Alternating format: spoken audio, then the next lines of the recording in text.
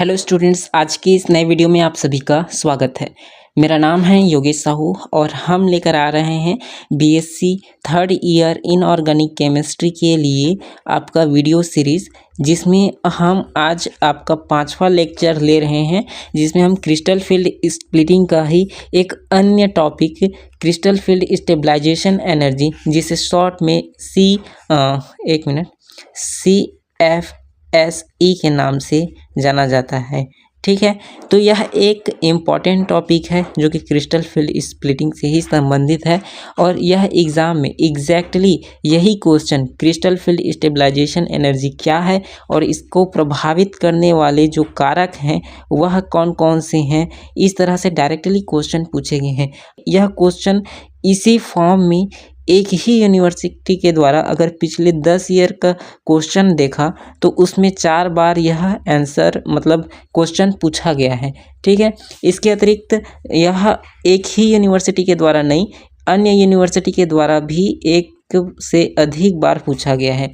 जैसे हम बात करें PRSU रायपुर यूनिवर्सिटी, तो इस जो क्वेश्चन है उसको 4 बार पूछा गया है, जबकि बस्तर यूनिवर्सिटी में इसको 3 बार पूछा गया है। ठीक है, बस्तर यूनिवर्सिटी में 3 टाइम पूछा गया है। इसके अलावा अन्य यूनिवर्सिटी के द्वारा भी इस पर क्वेश्चन बनाए जा चुके हैं। तो यह एक इम्पॉर्टेंट टॉपिक है, इससे क्वेश्चन बनते रहते हैं। तो यह भी टॉपिक आपका crystal field stabilization energy crystal field splitting के ही टॉपिक के रूप में एक पूछ लिया जाता है। ठीक है, तो इसको आज हम इस वीडियो में पूरा कवर करेंगे, तो वीडियो को लास्ट तक ज़रूर देखिए, आपका पूरा कॉन्सेप्ट जो है पूरा हो जाएगा।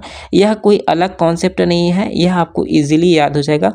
फैक्टर्स के बारे में हम डिस्कस करेंगे, कौन से फैक्टर्स प्रभावित करते हैं। बाकी क्रिस्टल फील्ड स्टेबलाइजेशन एनर्जी को हम पहले ही डिस्कस कर चुके हैं, बस आपको नेम करके नहीं बताया है कि यह क्रिस्टल फील्ड स्टेबलाइजेशन एनर्जी होता है, तो आपको फिनोमिना ईजिली समझ में आ जाएगा। ठीक है, तो चलिए आगे को कंटिन्यू करते हैं इस वीडियो को।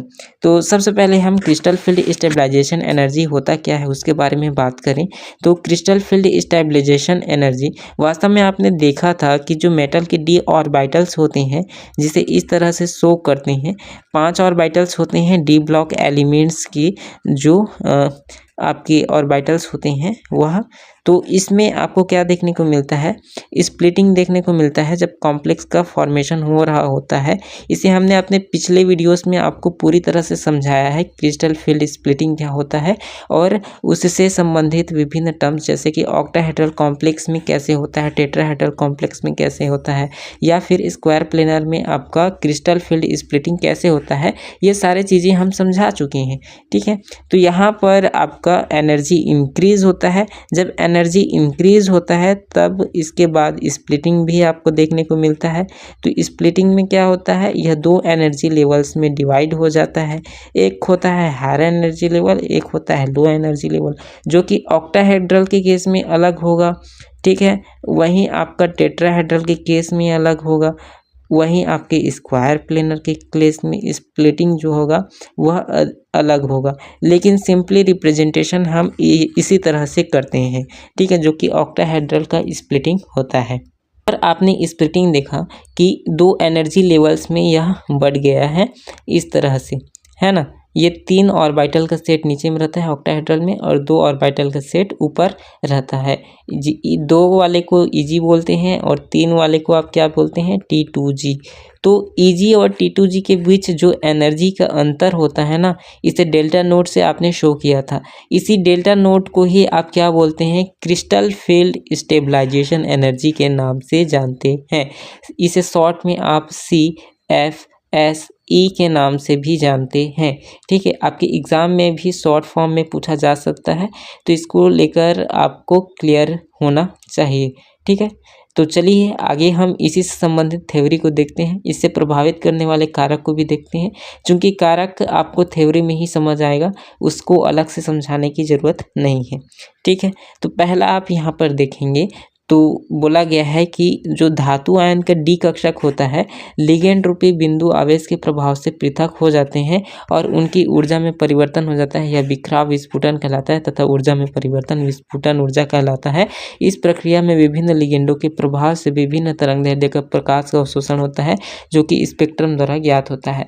वही चीज़ यहाँ पर बोला गया है कि भाई जो आपका डी कक्षक होता है जब कॉम्प्लेक्स का फॉर्मेशन हो रहा होता है मेटल के नज़दीक में लिगेंड आता है, लिगेंड के इलेक्ट्रॉन्स के द्वारा जो मेटल के डी कक्षक में उपस्थित इलेक्ट्रॉन्स होते हैं वे आपस में रिपल्शन करते हैं। रिपल्शन के कारण मेटल के डी ऑर्बिटल्स की एनर्जी बढ़ जाता है और बढ़ने के कारण क्या होता है दो अलग अलग एनर्जी लेवल्स में वह स्प्लिट कर जाता है, क्योंकि कुछ कक्षक होते हैं जो कि इस लिगेंड के रास्ते में आते हैं, ज़्यादा रिपल्शन का अनुभव करते हैं, बेचारा ज़्यादा लड़ते झगड़ते हैं और क्या करते हैं वह ज़्यादा स्प्लिटिंग शो कर देते हैं और उनकी जो एनर्जी है बढ़ जाता है। जबकि कुछ ऑर्बिटल्स होते हैं जो कि उस लिगेंड के रास्ते में नहीं आते हैं बल्कि थोड़ा सा टेढ़े मेढ़े रास्ते से आता है, मतलब उनमें रिपल्शन कम हो जाता है। रिपल्शन कम होने के कारण एनर्जी भी कम हो जाता है। इस तरह से आपका स्प्लिटिंग दो अलग अलग एनर्जी लेवल्स में हो जाता है। वही चीज़ है जो कि अभी हमने समझाया। यहाँ पर प्रभावित करने वाले कारकों को लिखा गया है। तो कौन कौन से कारक हैं जो प्रभावित करते हैं? पहला, धातु आयन की प्रकृति प्रभावित करता है, लिगेंड की प्रकृति प्रभावित करता है और संकुल की ज्यामिति प्रभावित करता है। तो धातु आयन की जो प्रकृति होता है ना वह 3 तरह से प्रभावित करता है। पहला, दूसरा, तीसरा। इन चीज़ों के बारे में चलिए आगे देखते हैं। समान धातु पर आवेशों की भिन्नता। जैसे कि आपके पास ये कॉम्प्लेक्स है, इसमें सेंट्रल मेटल एटम हमने आयरन को लिया है। सेम है आपका दोनों ही एग्जाम्पल में सेंट्रल मेटल एटम, यहाँ पर आप देख सकते हैं। तो इसमें हम केवल चार्ज की संख्या को अलग कर रहे हैं। जब चार्ज की संख्या बढ़ जाती है तब आपकी जो क्रिस्टल फील्ड स्टेबलाइजेशन एनर्जी होता है 10dq की जो वैल्यू होता है या कहें डेल्टा नोट की जो वैल्यू होता है वह क्या होता है इंक्रीज हो जाता है। यहाँ पर आप देख रहे हैं जैसे 3+ है यहाँ पर, तो 3+ के लिए 13,700 सेंटीमीटर इनवर्स वैल्यू आया है। जबकि 2 चार्जेस हैं उसके लिए यहाँ पर कितने आपको वैल्यू मिली है 10,400 सेंटीमीटर इनवर्स। इसी चीज़ को यहाँ पर थ्योरी में लिखा है कि जैसे जैसे आप क्या करते हैं आवेश में वृद्धि करते हैं आयन का आकार छोटा होता जाता है और छोटा आकार होने से क्या करता है लिगेंड को अधिक ध्रुवित कर देता है, अधिक ध्रुवित हो जाता है, जिसके फलस्वरूप दोनों आयन के निकट आने की अधिक संभावना हो जाती है और विपाटन अधिक हो जाता है। और विपाटन अधिक हुआ तो 10dq की वैल्यू भी बढ़ जाती है। तो वही चीज़ यहाँ पर शो किया गया है। अब आगे दूसरा वाला देखिए जिसमें आप क्या लेते हैं भिन्न धातु आयन लेते हैं और भिन्न आवेश भी लेते हैं, यानी कि आपका सेंट्रल मेटल आयन भी चेंज हो गया, यहाँ पर वैनेडियम और गैलियम अलग अलग हो गए है ना। अब यहाँ पर आप क्या लेते हैं चार्जेस को भी डिफरेंट लो। आप वैनेडियम में 2 चार्जेस ले रहे हैं प्लस चार्ज और जबकि गैलियम में 3 चार्ज। तो इस स्थिति में भी आपका जो 10dq की वैल्यू है वह ज़्यादा चार्ज वाले पर आपको ज़्यादा मिलेगा। यही चीज़ बोला गया है। चूँकि आप इन दोनों में कंपेयर कर रहे हैं तो आपको एक चीज़ ध्यान रखना है कि इसमें जो इलेक्ट्रॉनों की संख्या समान होती है, भले ही चार्जेस की जो मान है वह अलग अलग हों, ठीक है, तब की कंडीशन में ये फॉलो होता है, ठीक है। और 10dq के जो मान है आवेश के परिमाण के समानुपाती होता है। जैसा कि हमने कहा जितना ज़्यादा आवेश होगा उतना ही ज़्यादा क्रिस्टल फील्ड स्टेबलाइजेशन एनर्जी का वैल्यू भी अधिक होगा, ठीक है। ये 2 चीज़ें आपको समझ में आ गई। अगला कॉन्सेप्ट देखें तो इसमें क्या बोला गया है, इसमें बोला गया है कि आपका जो अगर धातु को भिन्न ले रहे हैं लेकिन चार्जेस को आप सेम ले रहे हैं, अगर चार्जेस सेम है ना तब की स्थिति में आपका कौन सा अधिक वैल्यू दिखाएगा। तो आप इसके लिए एक सीरीज देखिए। जैसे आप आवर्त सारणी देखते हैं तो उसमें सबसे पहले स्कैंडियम आता है, फिर टाइटेनियम आता है, फिर वैनेडियम आता है, यहाँ पर ए नहीं रहेगा, ठीक है, SC रहता है स्कैंडियम के लिए, फिर टाइटेनियम रहता है, फिर वैनेडियम रहता है। इसी तरह आगे जाते जाते कोबाल्ट, फिर निकिल और लास्ट में आता है आपका जिंक, ठीक है। तो इस तरह से आपका एक सीरीज होता है डी ब्लॉक एलिमेंट्स में। तो इसमें बाएं से दाएं जाने पर आपका साइज छोटा होता जा रहा है, या कहें डायरेक्टली कि अगर आप इधर को जाते हैं, सेम चार्जेस आपको देखने को मिलते हैं, सेम लिगेंड्स आप ले रहे हैं, तब की स्थिति में आपका सेंट्रल मेटल एटम अगर निकिल है, जैसे कि यहाँ पर निकिल बाद में आ रहा है यानी कि राइट साइड में है, उसकी जो CFSE की वैल्यू है वह कम होती है, यानी कि जो दाएं तरफ वाले एलिमेंट्स हैं उनकी CFSE की जो वैल्यू है वह कम है, और जबकि इधर वाले जो हैं जैसे स्कैंडियम है, टाइटेनियम है, वेनेडियम है, तो इनकी जो वैल्यू है वह अधिक होगी। तो उसी चीज़ को यहाँ पर लिखी गई है, जब दो भिन्न धातु आयन समान आवेश रखते हैं तो एक ही संक्रमण श्रेणी में होने पर उनमें उपस्थित डी इलेक्ट्रॉनों की संख्या भी भिन्न होगी, और प्रैक्टिकली जो एग्जाम्पल है उसे यहाँ पर शो कर देना है, इतने में आपको मार्क्स मिल जाएगा।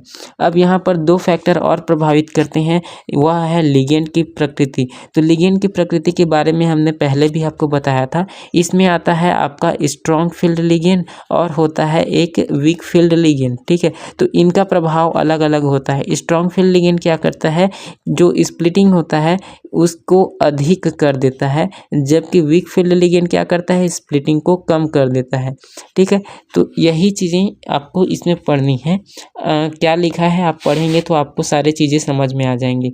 जैसे यहाँ पर लिखा है केंद्रीय धातु आयन डी कक्षकों को विभिन्न लिगेंड विभिन्न प्रमाण विस्फुटित करते हैं, यानी कि अलग अलग लिगेंड अलग अलग मात्रा में जो स्प्लिटिंग है उसको कराते हैं, ठीक है। तो केंद्रीय धातु आयन के डी कक्षकों के विस्फुटन करने वाले लिगेंड तथा अपेक्षाकृत कम विस्फुटन करने वाले लिगेंड दुर्बल लिगेंड कहलाते हैं।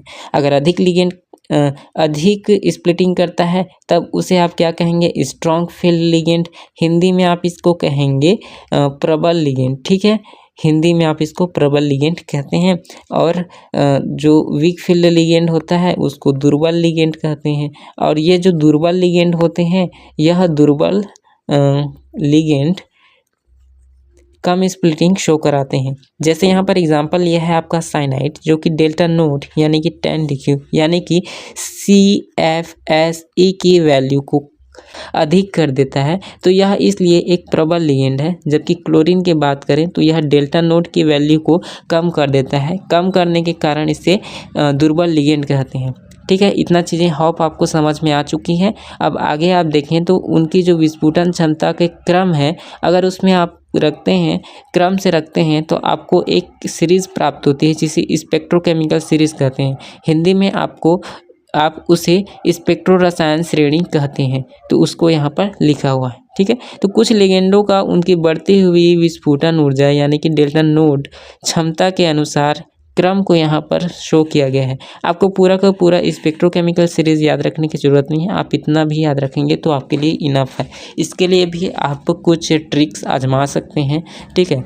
यहाँ पर हम फिलहाल ट्रिक तो नहीं बता रहे हैं, लेकिन एक आसान तरीका बता दे रहे हैं। जैसे कि फ्लोरीन, क्लोरीन, ब्रोमीन, आयोडीन एक ही ग्रुप के एलिमेंट्स हैं, तो जो सबसे ऊपर वाला एलिमेंट है उसकी क्रिस्टल फील्ड स्टेबलाइजेशन एनर्जी अधिक है, और जो सबसे नीचे वाला एलिमेंट है उसकी सबसे कम है। इतना आपको याद रखना है। फिर वाटर और हाइड्रोक्साइड में आप देखेंगे तो वाटर से ही क्या है, हाइड्रोक्साइड बना हुआ है, तो वाटर को आप प्रेफरेंस देंगे, इसका अधिक क्रिस्टल फील्ड स्टेबलाइजेशन एनर्जी मानेंगे और हाइड्रोक्साइड का कम मानेंगे, ठीक है। इथिलीन डाईएमीन टेट्रा एसीटेट इसको बोलते हैं EDTA शॉर्ट फॉर्म में, ठीक है। Ethylene di amine tetra acetate के नाम से इसको जाना जाता है, ठीक है। तो इतनी ही चीज़ें आप लिख देंगे तो पर भी पर्याप्त होगा, ठीक है। तो ये सारी चीज़ें आपको होप समझ में आ गई होंगी, और साथ ही साथ याद भी हो रहा होगा। आप एक दो बार पढ़ेंगे तो आपको पूरा याद हो जाएगा, है ना। इसके बाद आपको कोई दिक्कत नहीं होना चाहिए इस टॉपिक में। अब हम यहाँ पर एक लास्ट वाला आपका देखें कि कैसे प्रभावित करता है, संकुल की ज्यामिति भी प्रभावित करता है। जैसे आपका समतल वर्गाकार है या अष्टफलकीय है या फिर समचतुष्फलकीय है, अंग्रेजी में कहें तो स्क्वायर प्लेनर है या फिर टेट्राहेड्रल है या फिर ऑक्टाहेड्रल है। तो हमने आपको पिछले वीडियोस में ही बताया था अष्टफलकीय जो होते हैं, जो ऑक्टाहेड्रल होते हैं, इन ऑक्टाहेड्रल की क्रिस्टल फील्ड स्प्लिटिंग एनर्जी आपका टेट्राहेड्रल की तुलना में अधिक होता है। इसके रीज़न को भी हमने आपको बताया था टेट्राहेड्रल के लिए, ठीक है। और इसके बारे में बात करें समतल वर्गाकार का, तो इसकी जो क्रिस्टल फील्ड स्टेबलाइजेशन एनर्जी की वैल्यू होती है वह सबसे अधिक होता है। इसके लिए एक्सप्लेनेशन यहाँ पर हम डिस्कस नहीं कर रहे हैं, आपको ज़रूरत भी नहीं है, इतना इनफ है। आप इतना लिख देंगे अपने एग्ज़ाम में तो आपको फुल मार्क्स मिल जाएंगे, ठीक है। होप आपको वीडियो अच्छा लगा होगा। अगर अच्छा लगा हो तो शेयर भी करें, जिससे हम आपके यह जो बीएससी थर्ड ईयर के लिए सीरीज़ ला रहे हैं इनऑर्गेनिक केमिस्ट्री के लिए, इसे कंप्लीट करें और आप 90+ मार्क्स स्कोर कर सकते हैं इस नोट्स के साथ। और इस जो हम पढ़ा रहे हैं इम्पॉर्टेंट टॉपिक्स, इनको तैयारी के साथ। तो आपको थोड़ा सा मेहनत करना है, इस वीडियो को पूरा देखना है और साथ ही साथ आप शेयर भी करें, ठीक है। वीडियो सीरीज़ आते रहेंगे, प्लेलिस्ट में आपके वे ऐड होते जाएंगे, तो वहाँ पर भी आप इसको देख सकते हैं, ठीक है। आप चैनल के प्लेलिस्ट में जाकर इसे देख सकते हैं। मिलते हैं एक नए वीडियो में, तब तक के लिए जय हिंद।